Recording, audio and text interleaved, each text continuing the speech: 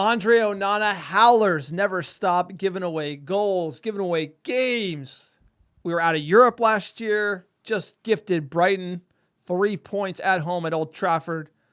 I was really excited about him coming in, but man, he's underperformed, and you can't recover from a goalie that's shipping goals. It's 10 errors leading to goals in the last 2 years. Jesus. That is like world-class giving it away, and I feel like the spots he gives them away, like that 3-1, just kills games.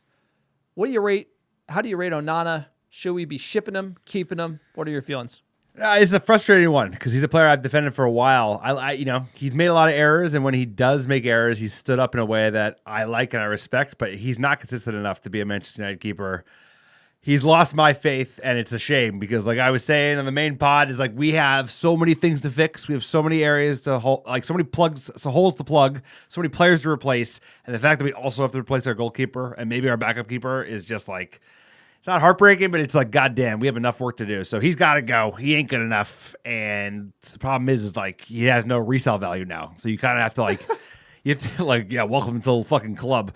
We have to kind of like see if we can get him into some decent form and then ship him back to Italy because, you could do your postmortem and act like we didn't need to get rid of the last guy, but Onana is not it because you can't have that many errors. He's big, he's brave, he's Spanish, Dave. Makes great saves, never shaves, flying through the air. Come and take a shot if you dare, sir. The goalkeeper. Don't give up your day job with that singing voice, bro. Come on. I'm a big Spanish Dave fan. I felt like we kind of kicked him out the door in bad fashion. I credit, Ed Woodward for that. I do think it was right to move on from De Gea eventually. I maybe thought like a cut rate deal, another season, maybe bring in a young keeper, play behind him, have the leader show him the ropes might be a better way. We kind of went hard in on the Ajax Erik ten Hag buddy in Onana. He looked like he had the feet at Inter in the Champions League final. And then we went in, paid big money, 50 million euros at the time. And I just felt like it was a jarring switch. One where De Gea wasn't going to win us the league, but I just feel like changing the goalkeeper is such a sensitive time for a team. And we saw it with De Gea coming in behind Edwin van der Sar. Like he wasn't ready. It took 2 seasons for him to kind of build into the position. And Onana just doesn't look like the guy. I think he's basically told like the worst campaign in Europe in the club's history on his shoulders. Like we had our goalkeeper give away. We scored goals, and we were actually scoring goals, and he had 4 or 5 errors. He gave away Europe. Champions League football. He did. 4th in the group, the worst in the history of our club. That to me is like, you're done. Look, Karius had one bad game for Liverpool in the Champions League final, and they shit-canned him. We let a keeper give away 3 or 4 games in the Champions League, and we're just like, yep, he's the guy. No, he's not the guy. He's shown us he isn't the guy. I wish he was the guy. I hate to see another big money player who played well before he came into United just be thrown out the door for pennies on the dollar, but that's what's going to happen with Andre Onana, and you can tell Amram doesn't rate him. Buying deer doesn't give us a lot of confidence, but I don't know. Do you even consider dropping Onana? Like if you see that Brighton game, you see that howler, you have to back him, right? I think before the Arsenal game, you have to back him. But the fact that there is some dog in Bayern, he was actually not great until the penalty save, and then he turned into a different player. I'd bench him because, the only way to get a reaction out of a player is to bench him. And Onana, I mean, he was like, we signed him, and his last game for Inter was the Champions League final where he kept Inter in that game because he was good and kind of, stifled City a little bit. And then he comes to United and lays an egg. And like you said, errors are heartbreaking. Like errors kill you because they kill all the confidence. It's so hard to score in this league. And then you have the goalie contribute to the other team's success. It is the worst thing possible. But like at this point, you have to be able to right your wrong. And he's just shown that he does not have the level of focus we need for a manager, for a keeper for United. And it's a big shoes to fill, right? Like plenty of keepers have come to United and crumbled under the weight. I can think of an American one in particular who couldn't live up to it. And that's okay because it's a really hard job and it's a very lonely position. And De Gea even had a transition, but there is an argument of devil because anytime you make a transition in a new goalkeeper, it's hard. And he is just, it's been a failure. It sucks because I wanted him to work out because I like him because he has something about him that I like, but he's soft in the box. He's not good enough with his feet.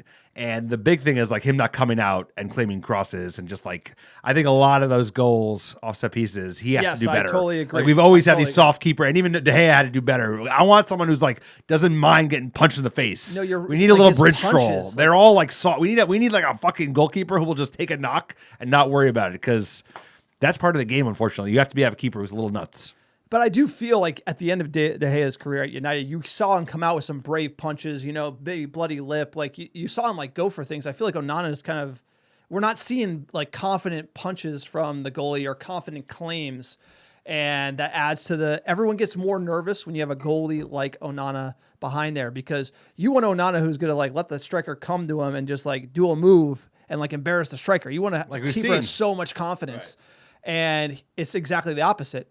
And the issue with Onana really is we made this big move, got rid of De Gea, and it was like, okay, I could get it. I didn't like the way we treated De Gea on the way out. Or did I?